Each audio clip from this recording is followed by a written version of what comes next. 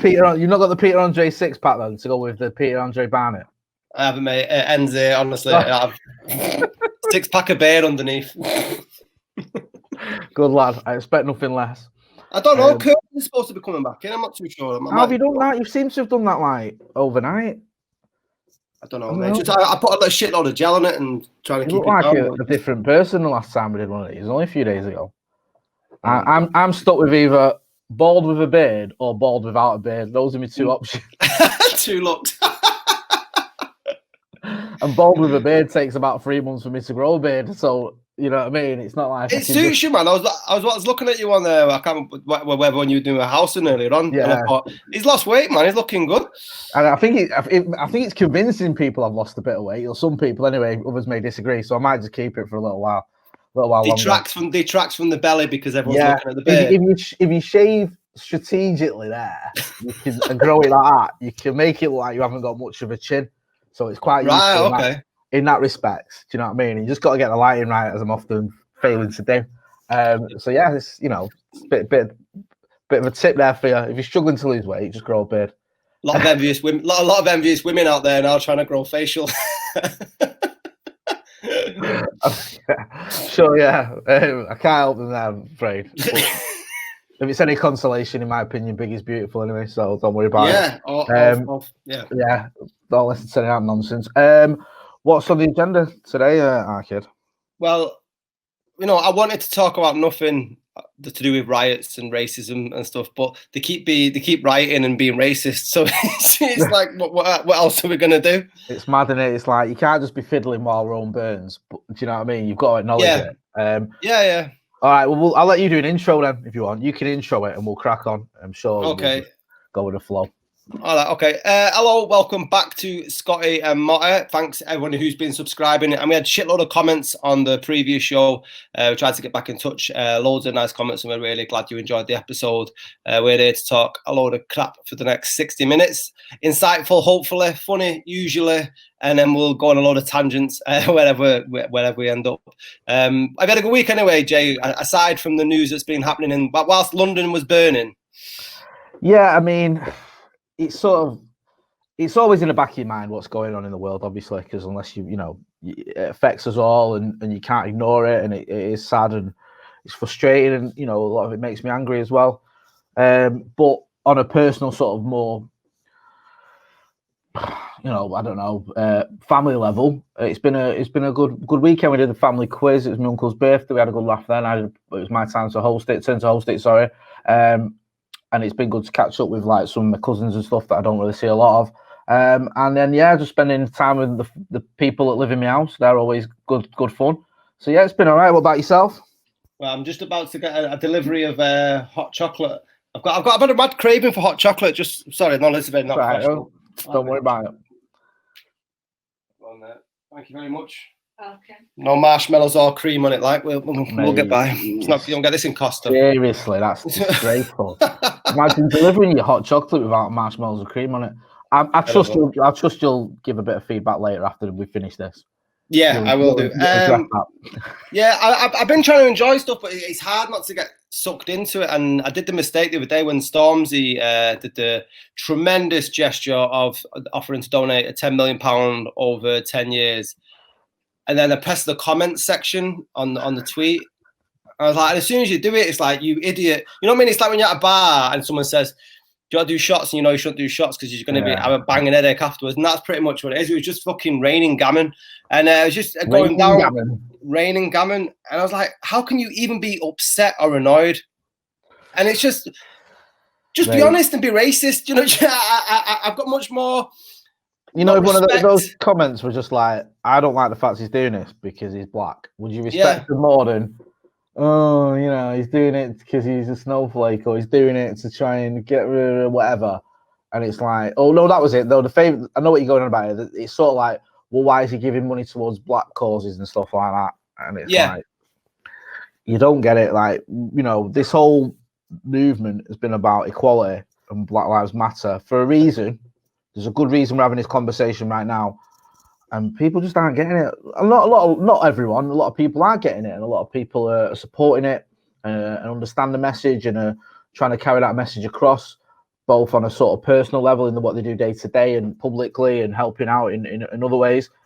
But there's still that sort of, and it is a small section. I still say it's a small section of society who are just like looking at this as another way of causing more division and looking at sort of buying the almost Trumpian idea that this is some sort of militant action that's all about, you know, black people taking over the world, which is a fucking nonsense.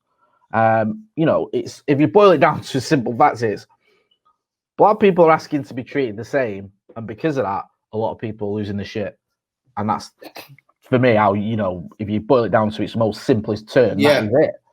Yeah. Do you know what I mean? So it is frustrating. It's a scary time for a lot of people. But I mean, you know me, I can be quite cynical, but there's a big part of me that's been impressed with what I've seen over these last few weeks, or whatever it's been, a couple of weeks, from all races in society, all levels of society in terms of, you know, working class, higher up, whatever, famous people, non-famous people, whatever. There's been a real coming together in a lot of ways, and we shouldn't distract from that, and shouldn't let a few knobheads, or more than a few knobheads, but some knobheads, spoil it, and, you know, and let them make us ignore a lot of solidarity that's gone on. You know, we've seen that, and one of the great images, of course, was the guy. I forget his name. I have to Google it. Forgive me. I remembered it and I've forgotten. I know what you mean, though. The guy that was carrying the racist guy out of harm's way. Yeah, which is a fantastic Patrick Hutchinson. Apologies there, Mr. Hutchinson. I did remember. I thought that's his name. Don't forget that. I forgot it. But that image of him carrying the far right, is he? Whatever he is, protester. Yeah. Out of harm's way, and I think he said something along the lines, you know, saw someone in trouble, so I took action, and that's pretty amazing. That, you know what I mean? That's like sort of, you know, being attacked physically. That's almost, it is being attacked by someone, and then when they're in trouble, when they run out of steam, helping them, or you know, when they hurt themselves, attacking you, taking them to the doctors. So he's a better man than I am, Patrick Hutchinson, because I think I would have just walked away, if I'm being honest, but he didn't. Fair play to him, because it's messages like that and photos like that restore, you know, my faith. Not in the sense that what he did was like, you know, there's lots of people who are going to do what he did, but the fact that there is good out there, if you know what I mean, there is good, there is people that are willing to put aside that hatred. And I think if we can tap into that a little bit more, and maybe a bit more understanding, I think that guy that got carried now probably has, I don't know, he might be that set in his ways, he don't care, but he might have had a thought to himself, do you know what? I'm on the wrong side of history, or I'm confused, or maybe, you know, he's read a book other than Mein Kampf in the meantime and educated himself. You're a bit more optimistic. I'll be cynical. He'll have gone back to fucking Luton or wherever he's from, had a load of Cheng, and then just fucking felt embarrassed that he had to get saved by a black man. I'm waiting. Yeah, that's a good point. I'm waiting for him to press charges for the assault. That's it. Yeah, that black he man picked me up. He tried to kidnap me. Yeah, attempt to kidnap. I'm surprised that wasn't the Daily Mail front cover. Front page. You know what I mean? think was it you that said? I can't remember. It was you that said they're going to dig into the Patrick Hutchinson's past and try. You know, I'm waiting for the story about how when he was 14 he got arrested once, or, you know, some sort of minor misdemeanor that they'll blow out of proportion. It'll be like protest hero has dark past, and it'll be like, you know, he forgot to return a library book on time or something, and they'll make him sound like fucking Fidel Castro, like Pablo Escobar or something. It's bound to happen, innit? Do you know what I mean? They can't help themselves, those right wing rags. Why did they get away with just the phrase far right or right wing? And this is what I mean about when you see people making comments, and I'm not sure respect is the right word, but if you've got views and if you strongly believe that them views are correct, then you stand by them views. Don't come across all fucking airy-fairy trying to wash it up because you don't want to be called a racist, when obviously the content of what you're saying has got racial overtones. So when you see everyone going down to London and they're supposedly protecting the statues, I mean, it was the biggest farce. I seen one old chap who was down there. I think he was ex-military, and I'm not saying this is how all ex-military were, but he must have been pushing 60. And he said that, we're down here, we're just trying to protect our statue, Winston Churchill. We're all law-abiding and peaceful, and we don't want to cause any harm. And then the interview went like that. And what do you make about Sadiq Khan? And I swear to God, he went, Sadiq Khan needs to be taken into court and shot. And I was like, you're just fucking parodies. Honestly, you can't write how bizarre and mental they are. It's just, I really just can't get. How do you get into the mindset of why they hate so much? And I was talking to a friend of ours, Steve Armstrong, the other day about this on Twitter, and he was saying you just can't engage with it because a lot of them have had some sort of dark past, or they've been mistreated as kids, or they've had lack of education or lack of love. And a lot of the time, the people that are trying to cause hate have a lot of hatred for themselves, which I understand for a certain respect, but what do you do with that? Just go, oh well, crack on then, because he didn't get enough fucking hugs, we'll just allow him to be racist. What's the alternative? How do you counter that? That is a $64,000 question, mate. I mean, I'd like to think that everyone, it sounds a bit sort of religious or whatever, but I don't like to think anyone is completely beyond help or salvation. I think there's always an opportunity for growth. I think there's always an opportunity for a realization. I mean, not to that extent of what's been going on, but I did certain things as a youngster that I would never do now that I sort of grew up and I realised the error of my ways in certain behaviours and stuff. Yeah. No, I wasn't going down fucking pissing on memorials or trying to beat up people of different colours than myself or whatever. But, I was in and out of trouble when I was younger. Just fucking stupid shit. But I learned how to sort of cope better with certain things, how to be a better person, how to, to become the person now where I like to think I'm well, first and foremost, I think I'm a good dad, a strong member of my family, a productive member of society. You wouldn't have said that about me sort of 15 years ago. And not just because I didn't have kids, but you know what I mean? That wasn't the way I was going, but I learned and I changed and I grew. So I think there's always, I hold out hope that there's this in some of these people, or all these people, maybe, that if the right education or the right opportunities to learn something, maybe they can. But I don't know. I mean, that is very, very optimistic on my part. There's no sort of magic answer. I think a lot of it, not all of it, but a lot of it has been media fed over the last 4 years, especially. We spoke about this on another podcast. Yeah. It has become very binary in this country. Brexit, remain or leave, us and them, blaming the foreigners, blaming, and it's the haves and the have-nots. And rather than looking upwards and going, why have we got all these rich billionaires who don't pay taxes and stuff like that? We're looking at the bottom end of things, and saying, why have we got someone who's, picking fruit or whatever, who's not from this country? And it's just ridiculous, even though you don't want to pick fruit yourselves. Do you know what I mean? It's like, I don't want to do that job, but I don't want them to do it either. Well, that doesn't make sense. So I think that the media does have a part to play. They've been pretty true to form, haven't they, during this last 2 weeks, whatever. They've made it about, they've classed it, almost turned it into a race war. The right-wing media has attacked Black Lives Matters and some of the more liberal elements, and you've seen, vice versa on the other side of it. But I think, I'm just hoping that maybe if we can get a grip maybe on social media, that could help, because I know there's this big thing going on about Facebook and what they show and stuff like that. But I think now we've got more access to information, ready-made information there. If that can come out in the right way and it's not biased as such, and you're getting to see what is going on, like if you get to see on social media, or like those people defending a statue, attacking the police, then you should be able to make your own mind up that those people are in the wrong. Yeah. But what they're doing is just out of order. And, I know the media tried to say, well, the week before Black Lives Matter was causing trouble. I think you can see the difference. I think you can. And I hope people can. And I hope that's maybe a way forward. If some good can come from social media, and lots of good can come from social media, but maybe that is one that it's sort of opening a few people's eyes to what is going on in the world, rather than just listening to the same old tired stories you spoon-fed. And, maybe we'll see something come from that. It's just, again, it's me being overly optimistic, because some people are beyond help. That's the facts. And it's the thing is, there's no logic to some of it. Like, you just talked about that guy there. What he was saying didn't make any sense. I'm not racist, but I want Sadiq Khan to be shot. What? I'm peaceful and not racist. I'm peaceful and not racist. I just want the brown mare to be shot in the head. What? Okay, yeah, right, nice one, mate. Whereas, there is that. We've seen it. I've seen it. You've seen football, where you'll have fans cheering on black players that play for them and being racist towards black players that don't play for them. You know what I mean?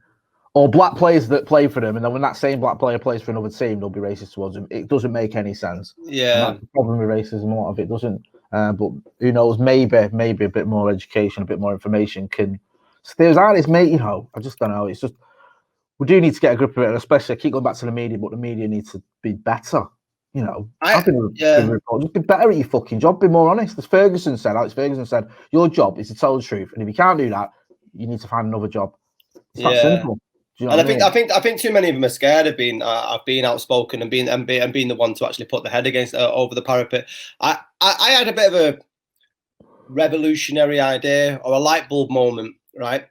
A lot of these people that are the far right wing racists, whatever you want to call them, are straight white males, aren't they? Some would argue they're repressed, but I'll give you that. Go on then. Right, okay. So who's shagging them? Like, what is the speed dating like down at your local pub when that's the fucking option you get? It's like, hi, I'm into necrophilia, swerve. Hi, I'm into dogging around the back of pound stretcher, swerve. Hi, my name's Stephen and I'm into massive lines of coke and abusing ethnic minorities. Take me to bed. Do you know what I mean? So why don't they just fucking... If we can educate women not to sleep with racists, and then that way we can teach them that, and then when they realise that they're not going to get laid through their actions, then maybe that's an alternative way of thinking. I don't know. Maybe the racism doesn't come out until after they've had sex. Maybe that's it. Maybe I don't know. Like I remember I mentioned this. We covering that EDL rally in Rochdale about 10 years ago, whenever it was, and it was weird. It was like I don't know, the Butlins Weekender meets the Nuremberg rallies, because there was like women. Butlins at Nuremberg, Jesus. Because there's like loads of these women, loads of women, but there was like a couple of dozen women now, whatever. But they were dressed up like they were going out on a night out to go and stand in a field in Rochdale and scream abuse about Muslims. And it was just like, and then I remember we were getting on the coach to go back home, whatever. I remember looking at it thinking, what is going on now? Like, not just women, but men as well. But like, what? How's that work? What's the how's it? Right? Get your frock on. We're going down to Rochdale to go and abuse some brown people. Right? Okay. Yeah. I'm gonna let me do my makeup. What's going on there? So I think there are obviously women that are into that sort of thing. Oh yeah. I was just fucking around. But I know you're right. I mean, you're right. It's sad and it's bizarre. But then it's like, and you remember that documentary they did on the EDL, and Kevin, I think, is it Kevin Carroll, one of the founders of the EDL? I might be getting his name wrong. And they were interviewing him about he'd been in a BNP, or he'd been a co-signer for a BNP candidate once. And I never forget, he made a phone call and he said, "Can you just come round to the park?" And his daughter came and she was mixed race. And he went, "Look, I'm not racist." So he obviously had a daughter with a black woman. His daughter was like my colour. And he was like, "This is my daughter." And I just thought, what must she think? Yeah. You know what I mean? I mean, it pretty disgusted me actually to say, ringing her, going, "Come here to show I'm not racist." So use your kids in that way and to put her in that position as well. And she's going to be getting dogs abuse as well now. But yeah, it's just, there was no, again, it goes back to that whole thing. There's a real lack of logic in a lot of it. And it's like, I know I said education and information can help, but for some people that's not enough because they just don't have that logic. They're not gonna get it, and that's the problem. And I hope those ones that don't get it though are in the very, very small minority. And this has got a thing we've got to remember. I think there is a lot of them that sometimes it's the smallest number of people that make the loudest noise, and I think there is an element of that in this as well. Oh, definitely. I completely agree with you. And then obviously the aftermath. Oh, it was actually going on before the riots. Is the cancelling of comedy shows, and obviously as Scotty and Motty, even though we're in our infancy of podcasting and YouTube shows, we actually asked the question: was Bo Selector racist before Lee Francis came out and apologised about it? That's how much we've got our finger on. Oh yeah, cutting edge, man. We don't imitate. What's the word? I can't remember. Innovate. Innovate. We don't imitate. We innovate. Yeah. So next week we're going to hopefully Mrs. Brown Boys. I think that should be cancelled next. Hopefully that'll have some sort of fucking. Can you throw the Big Bang? Can we throw the Big Bang Theory in that as well? Yeah, because it's racist. It's just shite. Well, I put the question out on Facebook, on Twitter the other day, asking what the worst comedies were and how many people were there. What would you want to see cancelled? And a lot. Big Bang Theory came up a hell of a lot of times. But there has been an outcry about, are we pushing it too far now with the comedy shows that we're cancelling? And I want to ask you a few things on this. Come on, mate. As a black man, have you ever been offended? Were you offended by Little Britain? By Little Britain, at the time, I can't remember how old I was when I watched it. I was a little bit younger. I think it was 2005 it finished. Yeah, so I would have been in my early 20s, mid 20s. And you weren't watching Little Britain then? No, I'll be honest with you. I was in all sorts of other. I was into other things. I wasn't watching David Williams dressed up as a woman. Believe me, that was like bottom of my agenda at the time. I'll be honest with you. I don't remember being offended by it. So I'd be lying if I said I've always been, because I don't ever recall thinking that is offensive or that is that is taking the piss or whatever, or I'm outraged by it. So I'd be lying if I said I was. But you are allowed to look at things in retrospect. And I know I've spoke about this cancel culture and shit like that. I don't agree with that. But I think there's some things you look at and you go, do we really, is that really on at the time, in the times we live in? Some of it is, some of it's fine. Others you might go, do you know what? And a lot of it might be down to the artists themselves, the actors themselves or the people that created it. Other times, I mean, the Fawlty Towers one, again, you talk about being innovative. Some certain words I can't say, which always held me back as a news put reporter. Subtitles on, don't worry about it. When he's saying that, I'm in trouble. But like a few weeks ago, I was watching Fawlty Towers and I watched loads of them because they're on Netflix, and I was just sat watching them, and I loved Fawlty Towers, and I was laughing my head off, and the German one came up, and the thing is, this has been called the German one, but that's not the offensive bit for me. I don't think that's overly offensive. There's a bit in it where the Major starts talking about wogs and niggers, and I was like, what? Where's this come from? And I tweeted at the time. I was like, I'm just sitting here watching Fawlty Towers, and this has come up. And then you think, well, people say, oh, well, you're taking the mick out of people like that. And you think, well, that's very blurred for a lot of people. You know what I mean? And it's like, do I really need to be sat here hearing that and people laughing about it? Is that really adding to this show that much? Does the show lose everything if you take that bit out of it? You don't have to cancel the whole show if you just cut that scene, which I think in other formats it has been. No, it doesn't. And I think, there's certain things you can go, well, really, okay, that was all right in the 70s or the 80s or whatever. We spoke about it. Organ Fools and Horses have had loads of stuff cut out because the language they used. I'm going down the package shop or whatever. There was always that sort of stuff.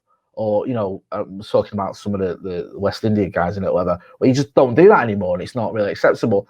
And I don't think that means that you have to cancel the whole of Only Fools and Horses, or that Only Fools and Horses stops being funny, or that, this sort of woke brigade has gone mad. There's nothing wrong with going, actually, that was all right then, but it's not now. Let's get rid of that bit. And I think people need to sort of calm down, losing the shit over certain things. You know what I mean? It's just a little bit of common sense goes a long way. And I think a lot of the thing that annoys me is I literally didn't see anyone mentioning Little Britain a few weeks ago in terms of how much they loved it, how they watched it, and all this other shit. And then as soon as any of it gets cancelled, they're fucking up. They can't live without it. Apparently, Tony Bellew was fuming that Little Britain had been cancelled. I never had him down as a big Little Britain fan. I can imagine him sitting down every night to watch fucking Matt Lucas run around in a bloody skin tight lycra outfit, going, "I'm the only gay in the village." Right, Tony. I'm sure that was how you filled your time. It's what I mean. It's just outrage for the sake of being outraged. It's ironic that people go, "Oh, you can't have anything now. It's ridiculous," and they're the ones that are the most angry. Do you know what I mean?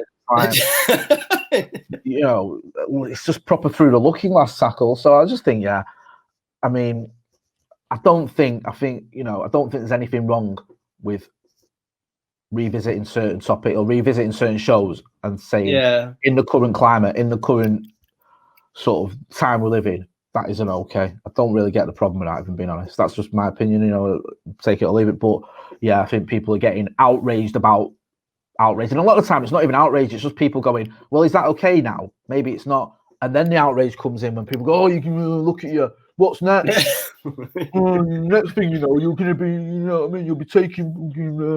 That's my mate would put a tweet out, and I just said to him, I said, well, if one person feels uncomfortable due to the comedy because of the colour of their skin and what was mentioned in the show. Does that not worthy of addressing it? Is that not worthy of looking at the content of the show and maybe, you know, if there's enough people are upset about it, should it not be cancelled? And he's like, and he said exactly the same thing. Where does it stop? They'll be going after Alan Partridge next. I said no, they won't, because Alan Partridge wasn't that crass a writer that he had to start writing about racial profiling in certain ways. I mean, listen, like the thing with Vaulted Towers is I was called them insults sometimes as a kid. It's sort of like, so it's quite emotional. And again, I'm thick-skinned. You know, we do this thing. I come on camera and I'm not bothered. But there's some people that may bring up some certain stuff for them. There's young, you know, they might be quite hurtful to them. So I get that. And again, you know, the whole blackface thing we've spoken about, you know, is that all right now? Probably not. Do you know what I mean? We know why, because we've been educated about it more than we have in the past. We know what it's about and the connotations that has. So again, you know, you're allowed to grow, you're allowed to progress as a society. Go, that was okay then. It's not now. But unless you're a sort of I don't know, a radio presenter from Norwich who's got a son called Fernando, I don't think you're going to get upset about Alan Partridge. Do you know what I mean? Yeah. It's not really attacking, or he's not taking a piss out of any group other than himself as that character. So, do you know what I mean? Where do you draw the line? Well, you draw the line at what's common decency or what's hate speech or whatever, and there is a line there. You can see it. Almost, it was quite UK TV actually. They polled what is I don't know the German episode. Is that's another thing that annoyed me. Sorry to interrupt. And then they backtracked and put it back on. See, I think in the past they've cut that scene out with the Major. The Major says this stuff about going to cricket and wogs and niggers and stuff. And I think in the past they've cut that scene out. Now, what the Daily Mail and the likes of that have done is they say Fawlty Towers or UK TV are pulling the German episode and makes it look like they're pulling it because of he takes the mick out of the Germans in the war. Now, again, you might argue, well, that's not on. I can't speak for the German population. You might say, well, that's not, but I think it was more the fact that there was just like overt racism there. Yeah. It was a reason, but they worded it to make it look like it was one reason when it wasn't. It was the other. That makes sense. Right, okay, yeah. They knew that's going to boil more piss for their fan base, their readership, who are, you know, well, we can't have anything more. We're only having a laugh with the Germans. So, but again, I mean, you might have a German guy who's like, well, I think it's out of order. It's, you know, we don't. Well, Didi Hamann came out, didn't he? And he said that he finds it hilarious, and I think he's got no German friends that find any of the German stuff, you know, derogatory towards Germans. But John Cleese was pretty outspoken about it, and John Cleese has been pretty outspoken about Britain, hasn't he? Obviously, during all the Brexit thing and stuff. The quote was, I think it's the idea that you have to be protected from any kind of uncomfortable emotion is one I do not subscribe to. When you're around super sensitive people, you can't relax and be spontaneous because you have no idea what's going to upset them. If people can't control their own emotions, then they have to start trying to control others' behavior. And there goes the whole point about humor is that all comedy is critical. And once you start saying we mustn't offend them, then the humor's gone. And as far as I'm concerned, you're living in 1984. What do you make of that? I mean, it's a bit painful sometimes to see John Cleese and the route he's gone down. I think was he pro Brexit or something? I can't remember what he said. He would, and didn't he say he wouldn't come back to England or something like that? Sat in Beverly Hills banging on about what Britain should do and shouldn't do. You know what I mean? You can fuck off with that. But this is the thing that annoys me, right? When people say you can't joke about anything, or you know you should be able to joke about anything. There are certain things that you can't joke about or that you shouldn't joke about. That's not fucking rocket science, right? There are certain things you just can't or you just shouldn't. Now, you know, we're United fans. Would you joke about the Munich air crash? Is that okay? Yeah. If that's well, you can joke about anything. Would you joke about April Jones or the arena attack? Or, you know what I mean? No, you wouldn't. You can't do that. You shouldn't. It's not on. So this idea that you can joke about anything, it's up to them if they get offended. That's bollocks.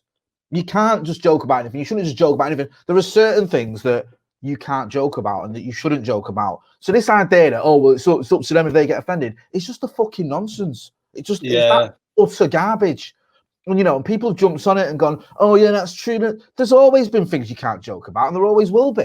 And it's not difficult to know where the line is. Okay, there are certain topics where if you joke about it in the right way, you can get away with it. And if you joke about it in a different way, you can't. If you say you joke about, say your joke, your joke has a sort of joke about sexual assault, you can get away with that, and that's been done. But if you're mocking the victims of sexual assault, then that's not okay.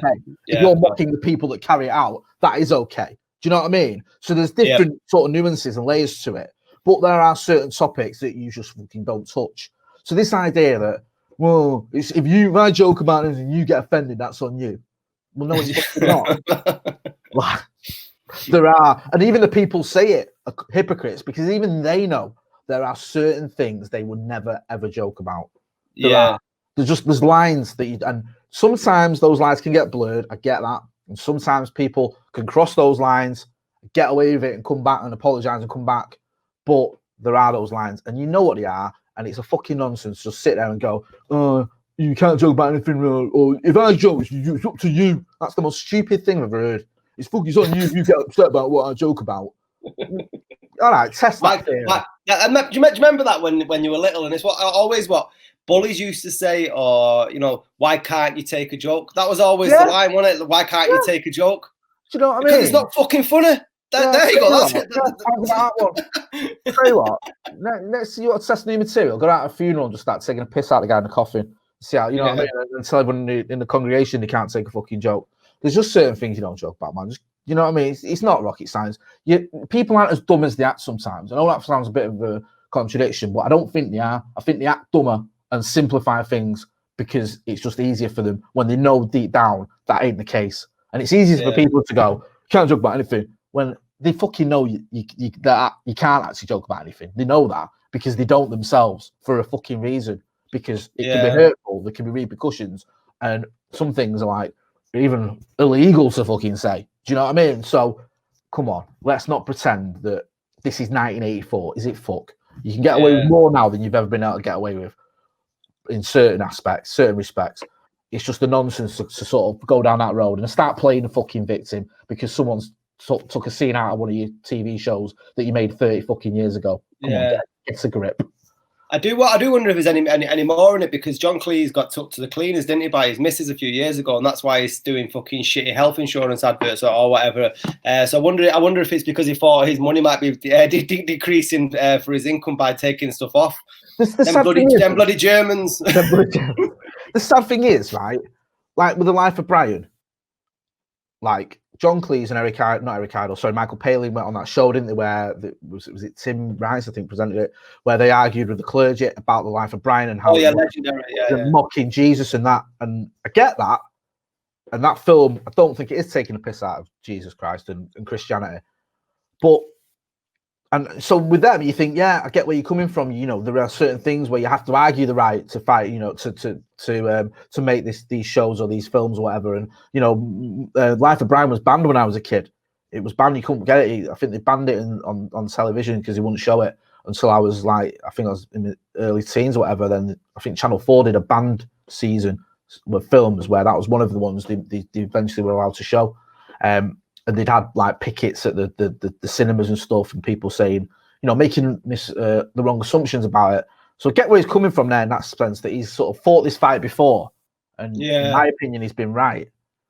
But that doesn't mean he's always right. And I think he in this case, I think he's massively he's wrong, and I think he could have done himself a bit of a favor by just saying, you know what, at the time, it was okay. We weren't taking the piss out of West Indian. We were taking a piss out of our attitude, which is somewhat similar to what he said. But he said he could then add to it, I get why now some people may be upset by that.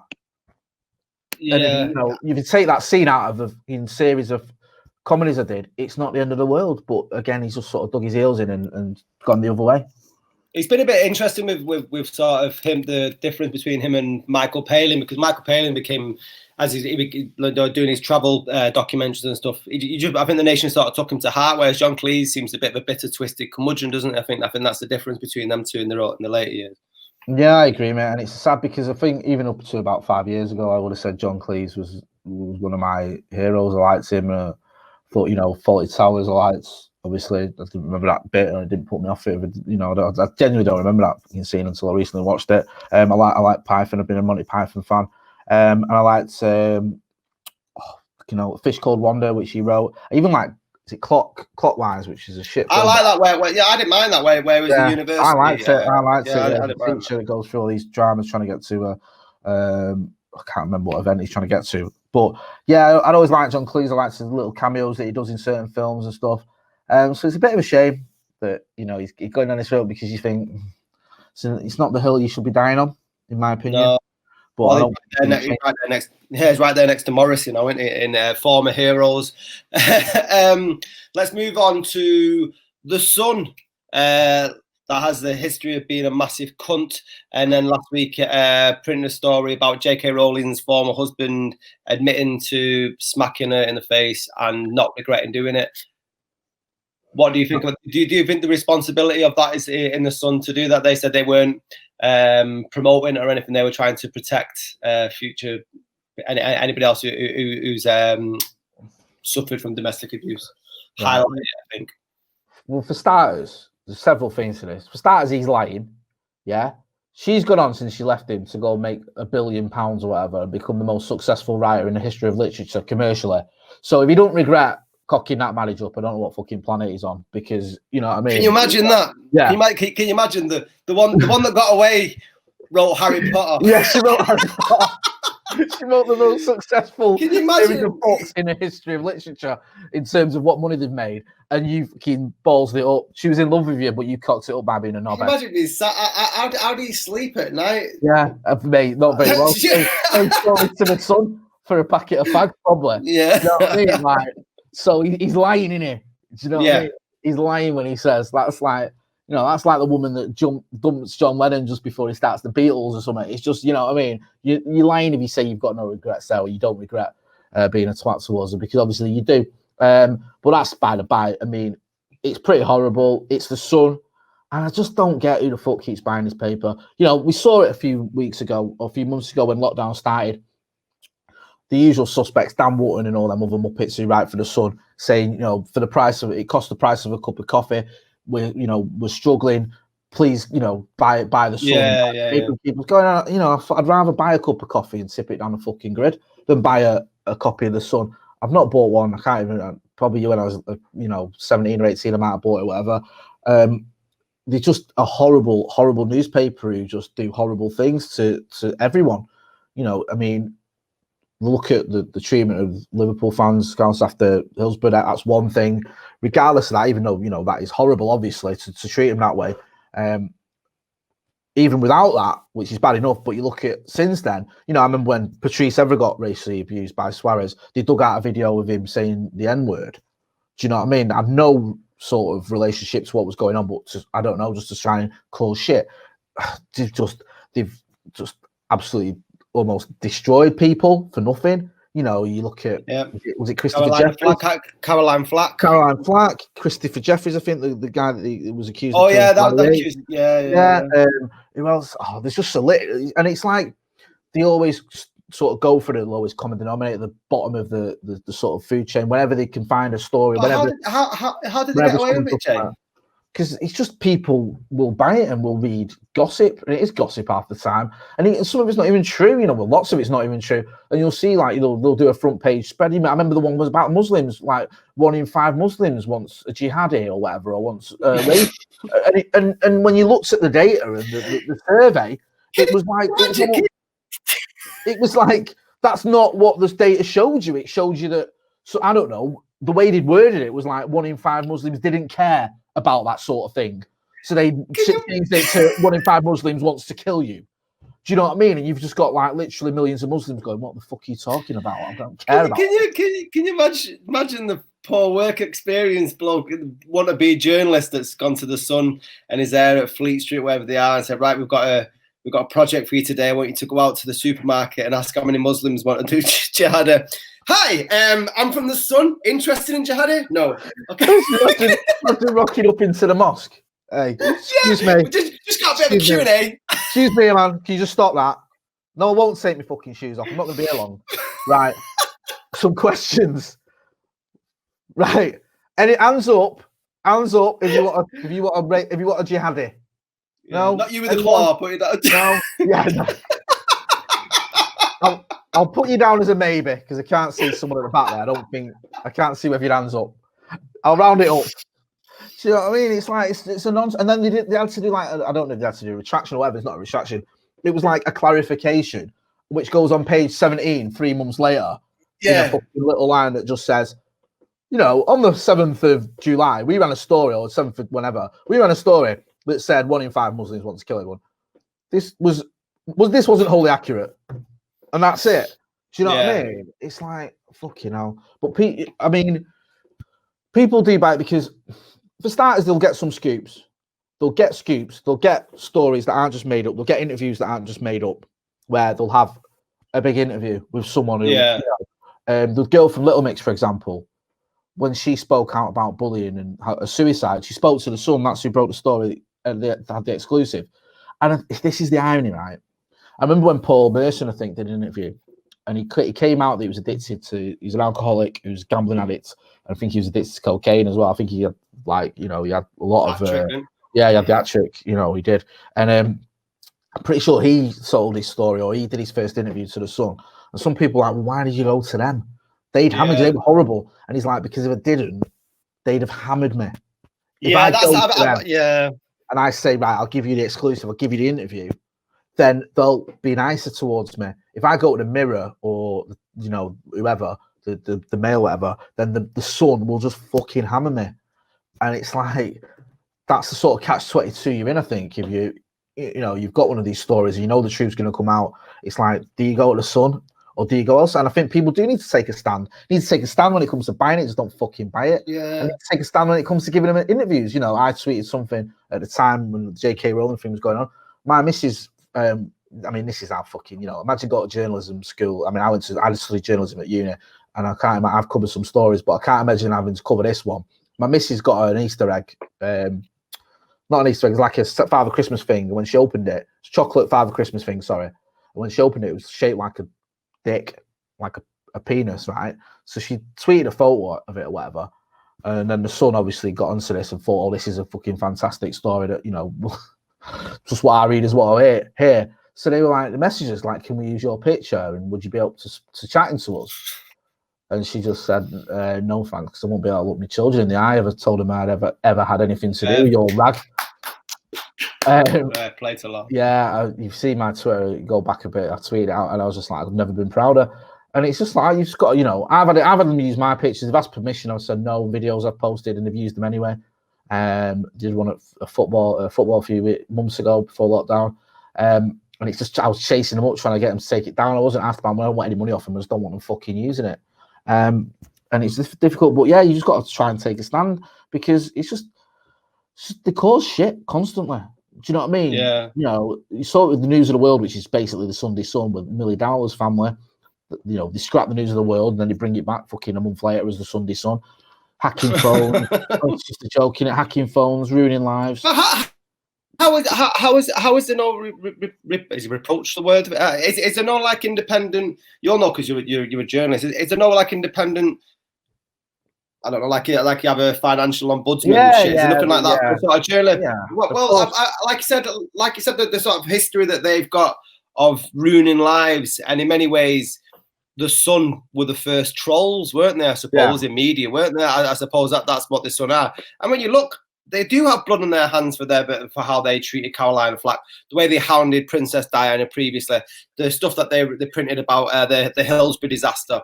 And like I said, it's just a continuation. And when we're talking earlier on about how news is fed into those lunatic right wingers, it comes predominantly from the Sun, doesn't it, and from these papers. So why is there never any sort of comeuppance for them? Well, we had the Levinson inquiry, didn't we? After the phone hacking scandal, and that was meant to bring in a lot of regulation.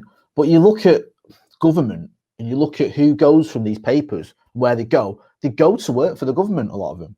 The government is tied very closely to... Really? Yeah, mate. You look into it, a lot of ex-journalists who were at national newspapers go to work for, I think, was it Andy Coulson who went to work for Cameron? Was he at News of the World? Or I can't remember. Right. But yeah, they go. I think Theresa May had someone from the Daily Mail. If you look into it, you'll see a lot of link between them. Yeah, there's a link, and there's that thing of the government are always wary, I think, of regulating the press too much, because the press could then become an enemy rather than an ally. So, you know, yes, you've got, I think, is it the independent press stand at Ipso, I think it is. Because I was in radio, I think it was Ofcom who do the broadcast stuff. But yeah, when it comes to the print and stuff, they're just getting away with it because I think there's sort of the lines are blurred, they're very tied in together, and it's not as independent as they make out. And I think it's very difficult for them to get legislation brought in, which forces you to do certain things. It does, and I just wonder whether, I was thinking this in 2017, was it, when we had the general election, where there was like a hung parliament, and you looked at the Sun and the Mail hammered Corbyn. They hammered him relentlessly, day after day. He was on the front page. He was a terrorist. He was this. He was that. They just went after him, and then they still couldn't. The Tories still couldn't get a majority. And I think a lot of it was like social media, and a lot of it was cutting through that. And I know, like, obviously, you know, you can argue about Facebook or whatever and where they're tied to, but I think a lot of it was people weren't necessarily getting the news from the papers, and they weren't believing it as well. So a lot of them were getting it online, and Corbyn had a lot of younger voters who weren't just going to go and buy the Sun and the Mail and believe it. They were going online and seeing, you know, looking at the facts more than just what they were being told by the front of a newspaper. And I think that, I know you can look at the other way and go, well, that lasted long because Boris got a big majority the next time round. But I thought that might be a moment. It just didn't quite seem to happen. But maybe that can happen again, where people do stop believing that nonsense. And I think, you know, I can't repeat it enough. Just don't buy the Sun. You just fucking don't. Yeah, don't buy the Sun. You know, it doesn't matter it doesn't matter if you're what football club you support. It doesn't matter what race you are. It doesn't matter what religion you are. It doesn't matter anything. They've at one point now they've gone after you, someone like you. Yeah, definitely. They always fucking do. They're horrible. From the Sun to Sunderland, I put a tweet out yesterday saying, where is the worst place that you visited in the UK? ? And I put Sunderland. Now this was just like a bit light-hearted. Considering that you go touring and performing, that was a very brave thing to do, because you might end up digging in Sunderland at one point, and I think you might end up hit that delete button. Well, yeah, funnily enough, I got a few invites and they weren't very welcoming. Let's see what sort of welcoming you get next time you come to Sunderland. You come to Sunderland next. You know, that one that just suddenly appears. Don't I mean, I wasn't being like offensive purposely. The worst place I've been to is Sunderland. We went to a United away years ago, and Sunderland couldn't sell their allocation at home to United, so the club actually put them on Ticketmaster, so you could get tickets as United via ticket. This is how fucking mental it is, via Ticketmaster, and then get the train up to Sunderland to go in. And then obviously all the cops got wind that all United fans were coming up, and it was dead easy to spot who was a United fan because it was middle of November and all the banks were wearing coats and all the fucking Mackhams were out in bloody t-shirts and shorts. And we were trying to get into the Sunderland end, and then they were asking like a pop quiz about Sunderland's history. So if you got the question right, then you could go through to the next check. So there was me, mate Ian, and a lad called Leonard. The three of us were there, and he asked one of them, who was Sunderland's leading goal scorer last season, and it was Kevin Phillips. And then I see my mate, he got through, and then Leonard got asked, where did we play before the Stadium of Light, and it was Roker Park. Yeah, Roker Park. And then Leonard got through, and then I thought, right, I know some of these questions. Kevin Phillips, I think he played for Watford before Sunderland in my mind, and they're like, well, so where are you from, lad? And I went, Hexham, which is fucking north of Newcastle. And he goes, you taking the piss? And then whacked me around the back of the fucking head. And then frog marched me across the bleeding marshland outside the Stadium of Light. And I was dicking around outside fucking waiting on me Jack Jones. And then the other two lads, they didn't get any further because their fucking Geordie accent, their Mackham accent was even worse. And have you ever been to Sunderland, Jay? It's fucking... I don't think I've ever done Sunderland away when I used to do aways. I don't remember doing it. Well, you need like a DeLorean. It's like when you get on the train, it's like going back to fucking the 1800s.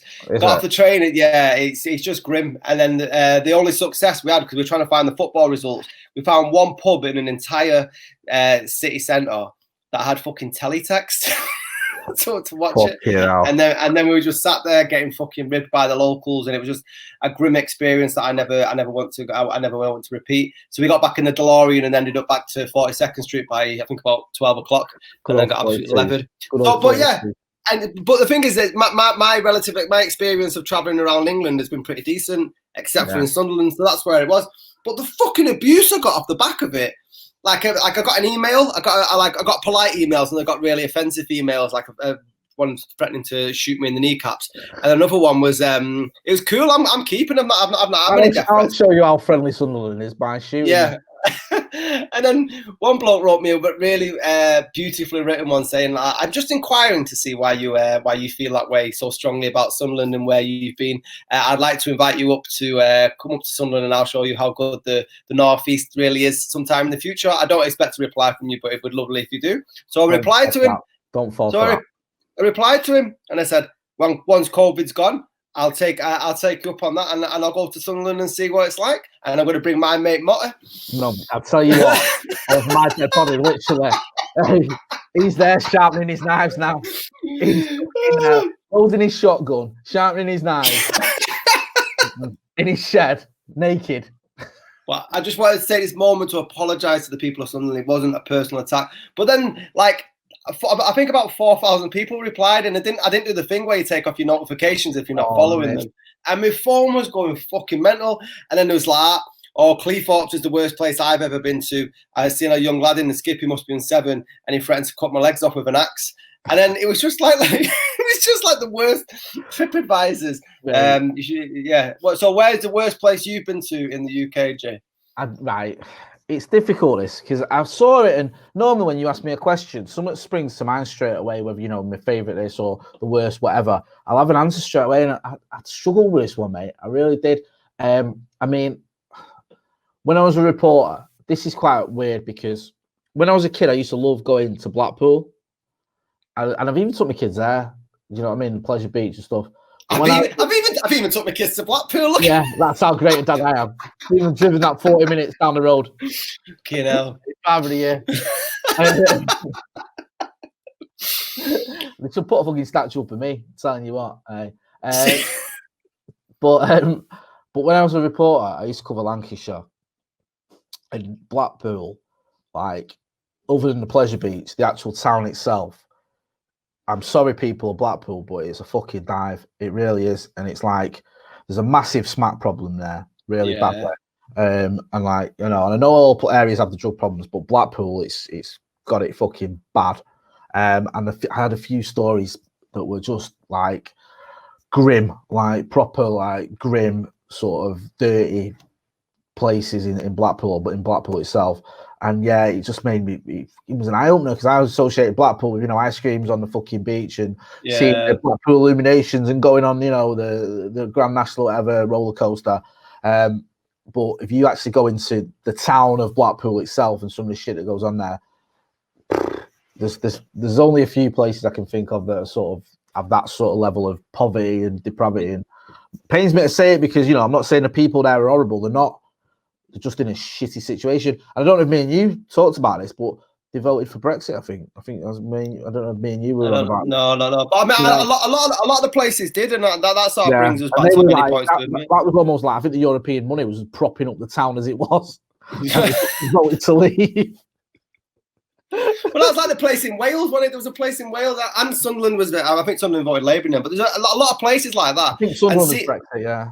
Yeah, and Sunderland, and seaside towns in general, especially in England, the northern seaside towns, they struggle like fuck, don't they, in terms of like economy and stuff, obviously with people travelling abroad.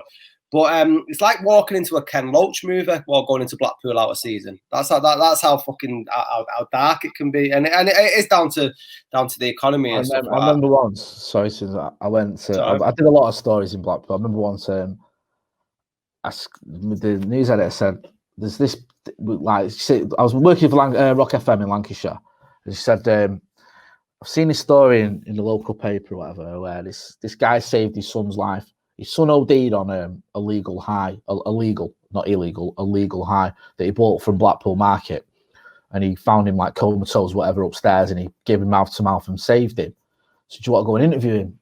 So I was like, right, okay. She said, I've only got the road. I don't know the number of the house. She said, it just says what road he lives on. So I got to this road in Blackpool, and it's literally like, have you ever seen Love Actually? Where your grand gets to that road and there's like a fucking million houses on it, and he's like, he's trying to find Martin McCutcheon's. Yeah. So like, but I had a right touch because I knocked on this first door, and I went, "Hi, I'm from Rock FM." Listen, I'm trying to find this family, and she said, "Oh yeah, they live over there." So I was like, "Fucking result." So when I knocked on this door, and this kid answered the door. I'm like, listen, I'm not knocking his family, right? Because he didn't have money, obviously, and it's not, you can look into that societal problems and jobs and shit like that. This isn't a diss on them. This is just what happened. So this kid opened the door looking like something out of a Dickens fucking novel. Do you know what I mean? Just like dirty and wearing rags almost. And I'm like, hi, I'm from Rock FM. Your mum and dad home, whatever. The dad comes to the door, and I'm like, hi, introduce myself again. I've seen a story in the local paper. He's like, oh, yeah, come in.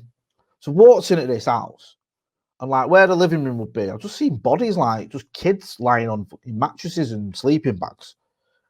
I'm like, right, okay. So we followed him into like the kitchen, and there's just kids everywhere, like sat on the windowsill, sat on a couch, sat on this other couch. So I'm explaining like what I'm doing. As I'm explaining, he's got this big dog as well. These massive dogs jumping up and down everywhere. And then one of the kids is literally like stood next to me, but when he stood up, he's like head height with me, eye level with me. And as I'm talking to this dad going, so I heard that you had this incident, this kid's just like that in my face, like this. Right? So I'm going, yeah, I heard you had this incident, like where your son, one of your children overdosed and took something. So he's like, yeah, it was really bad. And this kid's just like this. And I'm thinking, I can't tell this kid to get fuck off, mate. It's not my kid. Like, why does he not notice that his kid's just going like this? Like, and he's talking at me, just ignoring it. And I'm trying to ignore it. And there's like all these other kids are scattered around and everything. Your gaff wasn't the nicest, to put it that way. And he explains to me like, yeah, my son, he bought it from the market and he took it and he died. I think he like was clinically dead almost, and gave him mouth to mouth. He's like, they're out of order what they're doing at the market, selling them drugs to kids. And do you know what I mean? And I was like, oh yeah, it's terrible. And I did the interview, but I just remember thinking like, I think he had 10 kids, 10 kids and a dog, and they were living like in squalor, and he's giving his kids mouth to mouth who've just OD'd, and I just thought, what chance have these guys got? Do you know what I mean? Not just the kids, the parents, even what's going on with them. Do you know what I mean? What hope is it? I don't think he's working. It's the middle of the day in the week. He didn't seem to be working, even his missus, and you just think that goes on, man. That's not like the only place or the only house like that. But it's fucking grim, mate. It was. And I felt sorry because despite everything I've just said, deep down, I don't think he was not a bad guy. Do you know what I mean? Like, these aren't bad people, so it's not horrible. I mean, they're just born into a circumstance, aren't they? But it wasn't, they weren't a horrible set of, I think, people go, well, you shouldn't have that many kids, and I get that argument. But it was just like, fucking hell, man. Get me out of here, like, seriously. I rang the news editor. I was like, thanks for that story. That was fucking ace. She's like, no. That's what they should do whenever you got like a Sun reporter coming around. Just make sure your kid's fucking swatting the Sun reporter. And just wait here for half an hour. Just wait here for a minute. I've got a nip upstairs. Just go upstairs and have a lie down for 3 hours. My kids will happily do that for 3 hours. They can do anything. Mate, telling you. Not a problem. Then come down and go, actually, do you know what? I've got to go out. See you later. Just watch after him. But yeah, mate, man, I feel bad for saying it because, like I say, like you, Sunderland. People there, but pick a town. I'm not going to say there isn't one. That's one of the grimmest places I've been to. Yeah, and it's all sort of meant in lightheartedness, and we're aware that it is economy. Fuck it, we're not going to be lit. Our linguist skills really need brushing up on. Yeah, we need subtitles. We perhaps need someone to dub it for us. Should we get me and you'll have like the accents like next week when we've got someone to come and just talk properly. It's fucking hot tonight, isn't it? I seen your missus put the tweet out before about the weather, and it's just gone fucking crazy, hasn't it? The storms and all that. Yeah, it was absolutely levering it down before. We had this mad storm. My missus loves all that as well. She was like filming it, and she's like, "Look at it," and I'm like, I was a bit like, I could take it or leave it. It wasn't really. I've seen rain before, love. Yeah, that's what I mean. Oh, what? Raining Manchester? Yeah. Fuck me. It's like Peter saying it, like, line up the kids. Come and have a look at this. Come and have a look at this rain. Yeah. Oh. Like, yeah, I'm all right, man. I'm going to watch the Chase or whatever I was watching. I'm going to watch the telly instead. But yeah, it was mad, but then it sort of calmed down a bit now. I hope so. And I think the fucking cat's been out it for the last 2 hours. It wasn't out when it was raining. It wasn't out when it was raining, but when it stopped raining, I let him out because he was straight back out. Yeah. Right, last before we go, it's 24 years today since the IRA bomb in Manchester, and I don't think our city was ever the same post it. And do you think in some ways that I was reading on the internet today that it might have been a catalyst for the regeneration of Manchester in terms of where we are now? Do you think it would have happened if the bomb hadn't have gone off? And what are your memories of when it actually went off? We were coming because when we were about, I think I was about 15 at the time, and we were coming through Levenshulme, and we could actually feel, you could hear the noise of the bomb going off. I mean, I did a special on this for Cuban 03, 20 years on the anniversary, and I located some of the people that were there that day. It was really fascinating. I located a couple that got married, interviewed them. I interviewed people that got covered in glass, or that I think there's some people that got covered in glass, and people. And I always used to say the best thing that ever happened to Manchester was the bomb going off. Now that sounds crass, but no one died, and we got all this regeneration. And it is a little bit crass because after I interviewed people that were out there, I sort of changed my opinion on that. I mean, I was a bit tongue in cheek when I said it, but a lot of these people, even 20 years on, were still living with it. And there was a guy I met. I found him and I interviewed him at his house, I think, and he still hadn't been back to town 20 years on. I think he lived in Stockport and he's still not set foot in the city centre, which I thought was amazing. Like 20 years living in Stockport, which is down the road, and he'd not been back. So yeah, obviously it affected a lot of people that were there. That day myself, I was in Asda, I was working in Asda in Trafford Park. I remember my mum had gone to town, and this was the days before most people had mobile phones. I certainly didn't have one. And I was worried when I heard someone said, what's all going around Asda, there's been a bomb gone off in Manchester. And my mum had gone to Marx's, and then someone said it's at Marx's. So I was like, for fuck's sake. And it was like a very long, it was the longest hour of my life when I was sort of ringing my dad, and then my mum had rang my dad to say, I'm all right, like, don't panic. I don't think my dad even fucking knew the bomb had gone off, to be honest with you.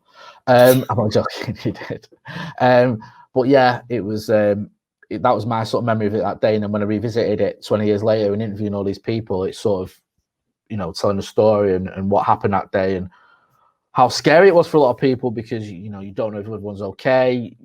People have been injured or whatever. Or I think most people have minor injuries. I don't think anyone's seriously hurt. But obviously, it's the trauma of it as well, the PTSD or whatever, the sort of just what you have to live with for a lot of the people as well. So, yeah, it was traumatic for a lot of people. But I think in terms of like regeneration in the city centre, you can't deny that it kickstarted it, really, didn't it?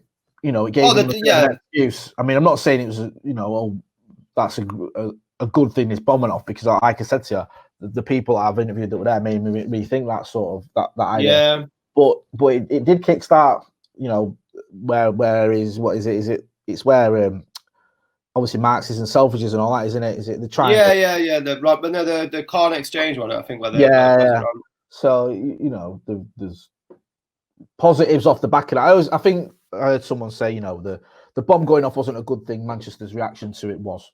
I think that's a good way of putting it. Yeah, I think people said that years later about the arena attack, and I think people said it initially about the IRA bomb. No one's saying a bomb going off is a positive, but it's like how the city reacts to it. And I think you see the best of Manchester in times like that. And we did, people looking out for each other, people sort of bouncing back and coming together, and it's mad because I won't say it's forgotten about, but it doesn't probably get as thought about as much because of what's happened since. But of course. At that time, not just then, but Warrington was near that time as well. Which was young boy killed. Young boy died. There was Tim Parry and Jonathan Ball, I think it was.